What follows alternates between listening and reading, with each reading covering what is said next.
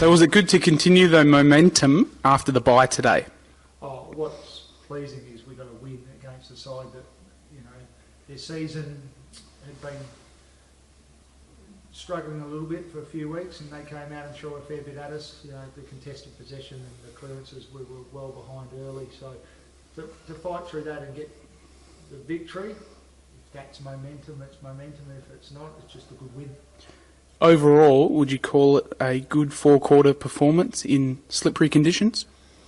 Oh, look, I would have thought that as a spectacle, it was pretty ugly. You know, we kicked the ball overly well. Both sides were poor in front of goals.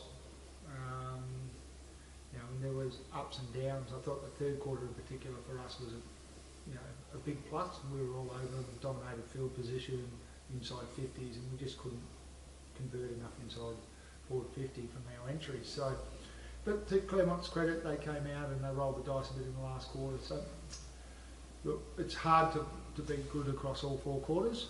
So we probably didn't achieve that today. But you know, again, 32-point win. I'm going to go home and be relatively happy tonight. Absolutely. Did Andrew's strike prove today again he can be such a weapon forward? Oh, he was outstanding today. I think if we do our best players, in my mind, it's Andrew Strike, then a clear second, and you could probably raffle 8, 10, 12 blokes below that, but Andrew was at his very best today. Hit the scoreboard, really attacked the contest hard. Look, what we've been able to do over this period of good form, and probably even early, you know, in the game against East Perth. At the start of the season, we've been able to spread the load and have a different attacking avenue each week, and we just hope that, you know, if today's it's Andrew's turn, he takes this opportunity. And I thought Rudy Riddick was very good today, but didn't have any shots on goal, but I thought his goal assists were fantastic. Corey Chalmers was good again today. Great to have Steve Potente and Mike Lowry chipped in with 3. So, you know, we're trying to spread the load not only through our midfield but in our forward half as well. Did we come through unscathed? Were there any injuries? I know it's early, but... Oh, look, it's always going to be a few little niggles, you know, in a hard-fought game like today and in conditions like today. We've had a couple of guys who are, you know, battled a couple of little niggly things going into the game. So they've pulled up a little bit sore. Dean Munns has got a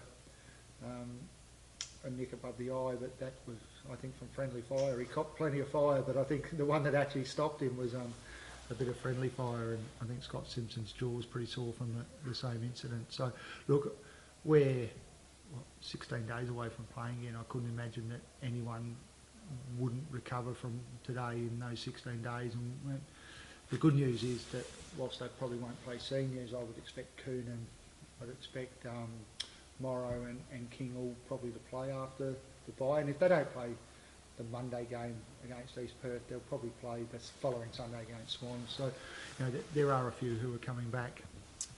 And just on the break coming up, Strikey probably did his chances no harm today. Who do you expect out of our list to play state footy next week? Oh, look, that's really difficult because I coach West Perth and I'm a huge fan of the guys we coach, and I would have thought that Strikey's form over the last 2 games have been outstanding. I think he'll be a lock. And all 4 of the other guys in the squad deserve to play. But if you go across all 9 sides, there's probably, and having been in that position, there's probably 40 or 45 guys who could easily play state footy. I'd love all our guys to play. I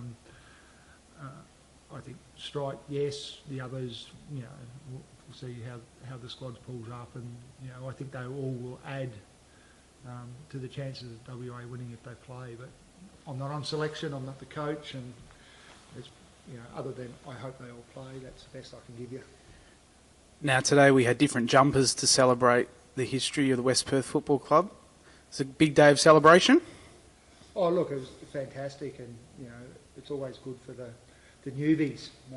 Me as a non-West Perthy until 8 or 9 years ago, young kids who grow up not knowing a lot about the history of our game to learn and pay respect to what's gone before us. It's an absolutely fantastic football club. It's a proud football club with rich history.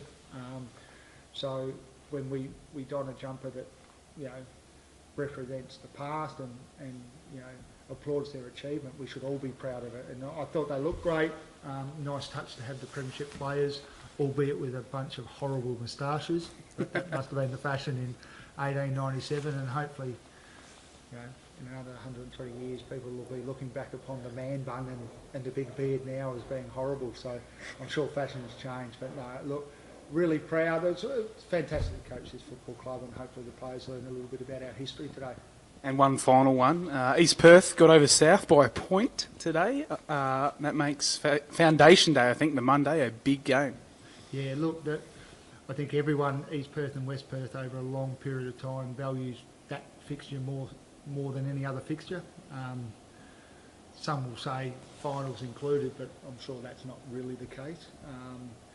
East Perth have hit a good, rich vein of form. We're in good form.